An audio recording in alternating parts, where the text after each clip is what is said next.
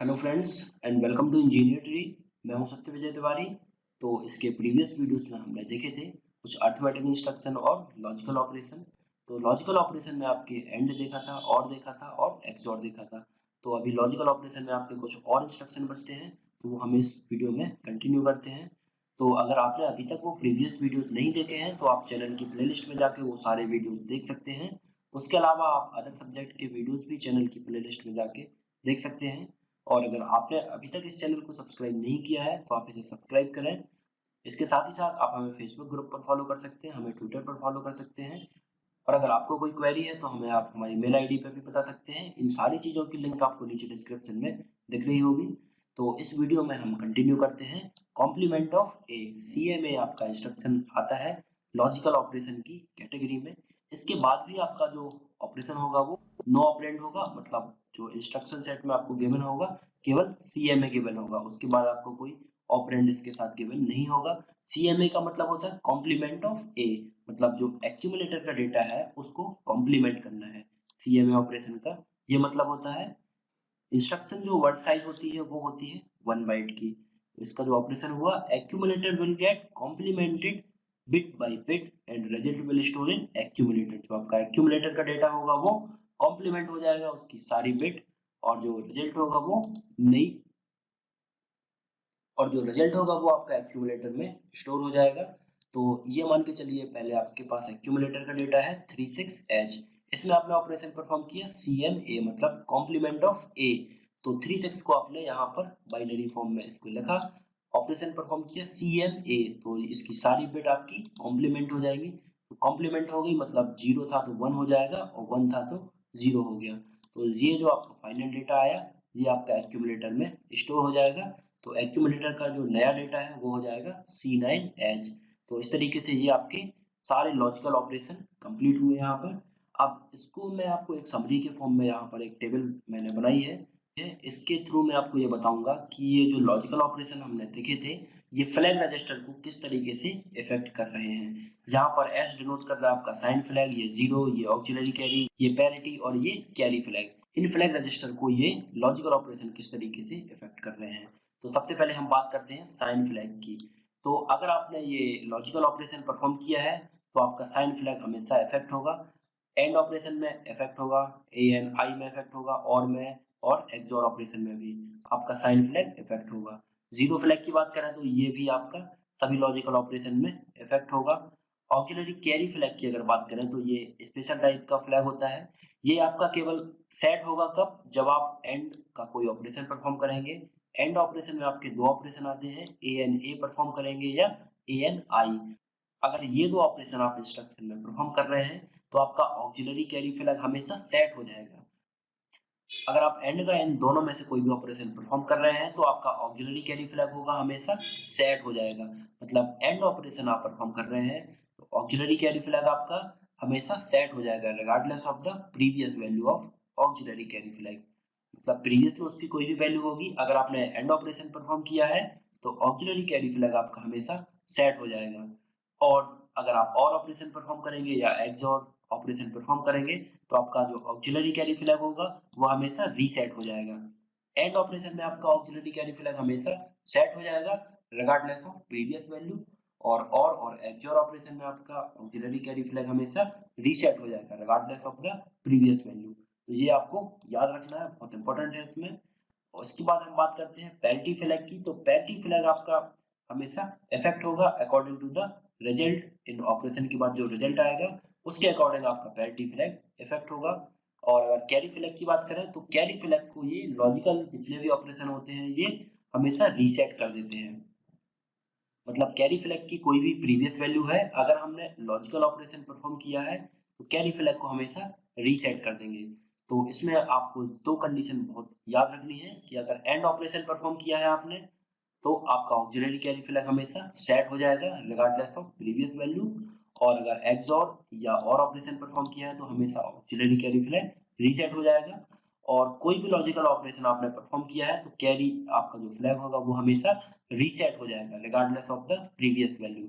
मतलब प्रीवियस में उसकी कोई भी वैल्यू हो सकती है, अगर आपने लॉजिकल ऑपरेशन परफॉर्म किया है तो कैरी फ्लैग आपका हमेशा रीसेट हो जाएगा।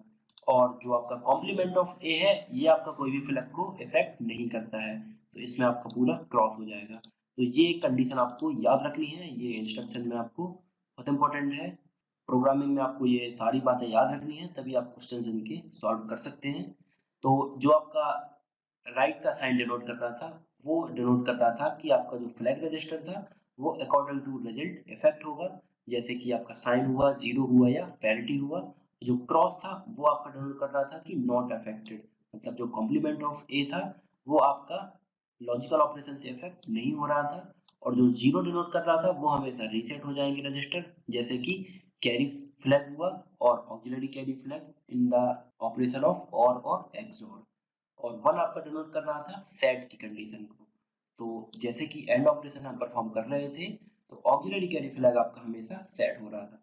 तो ये सारी चीजें हुई आपकी लॉजिकल इंस्ट्रक्शन की। तो complement of will not affect status of any flag, or and or XOR always reset the carry flag, and operation always set the carry flag, or XOR operation always reset the auxiliary carry flag, and or XOR affect the other flag as per the result. तो ये सारी condition आपको याद रखनी है logical instruction की, बहुत important है ये। तो इसमें हम अब और आगे देखते हैं, एक एग्जांपल देख लेते हैं इसका, तो आपको और अच्छे से क्लियर हो जाएगा। इस एग्जांपल में ये हमें कोई प्रोग्रामिंग गिवन है। इसी टाइप के क्वेश्चंस आपके एग्जाम्स में अधिकतर पूछे जाते हैं, सिंपल सिंपल इंस्ट्रक्शन होते हैं। अगर छोटे छोटे से इंस्ट्रक्शन आपको याद हैं तो आप माइक्रो प्रोसेसर के क्वेश्चन बहुत इजीली सॉल्व कर सकते हैं। तो इस क्वेश्चन में हम देखते हैं, ये आपको कोई प्रोग्रामिंग गिवन है, तो इसमें ये आपके फ्लैग रजिस्टर हो गए। इस प्रोग्रामिंग के अकॉर्डिंग आपके फ्लैग रजिस्टर किस तरीके से इफेक्ट हो रहे हैं ये हम सारी चीजें देखते हैं। तो सबसे पहला आपका इंस्ट्रक्शन है MVIA 2AH, लास्ट कैरेक्टर आपका आई है, यहाँ पर ए है, तो आपको ये डेटा गिवन होगा 2A। तो एक्यूमुलेटर में आपका 2A स्टोर हो जाएगा, ये 2 हो गया और ये A हो गया, ये 2 हो गया और A हो गया। तो एक्यूमुलेटर में आपका डेटा स्टोर हो गया 2A। अब अगला इंस्ट्रक्शन आपका क्या है, add a.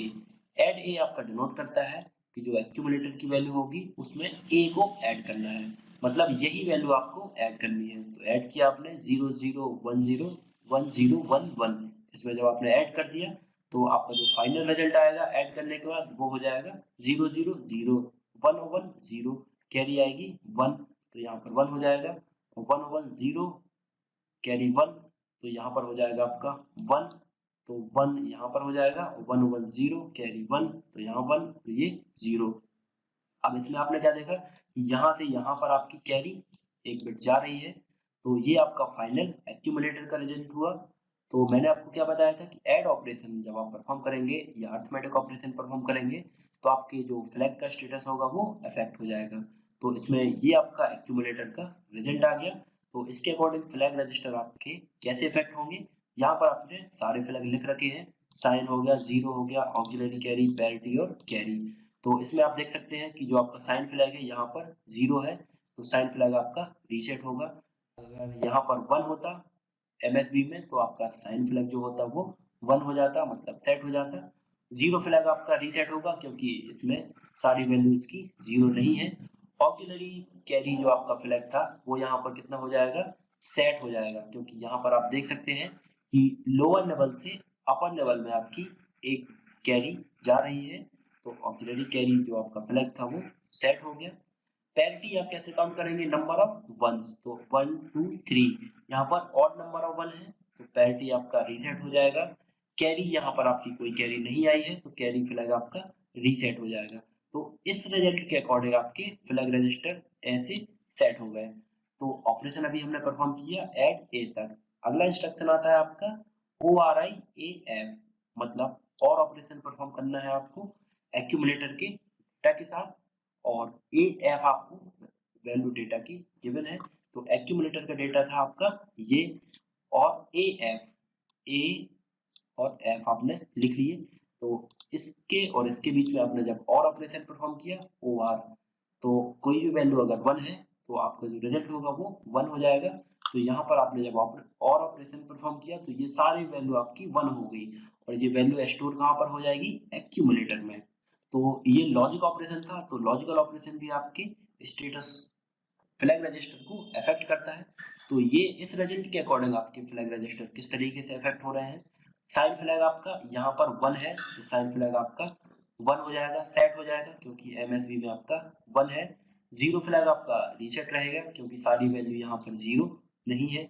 Auxiliary carry flag आपका 0 रहेगा क्योंकि और ऑपरेशन में हमने देखा था कि ऑक्सिलरी कैरी फ्लैग आपका हमेशा रीसेट हो जाएगा। जो मैंने आपको टेबल बनाई थी उसमें आप देख सकते हैं कि ऑक्सिलरी कैरी फ्लैग आपका और एक्सओर ऑपरेशन में रीसेट हो जाएगा regardless of the previous value. तो प्रीवियस में उसकी वैल्यू 1 थी तो यहाँ पर अब 0 हो जाएगा।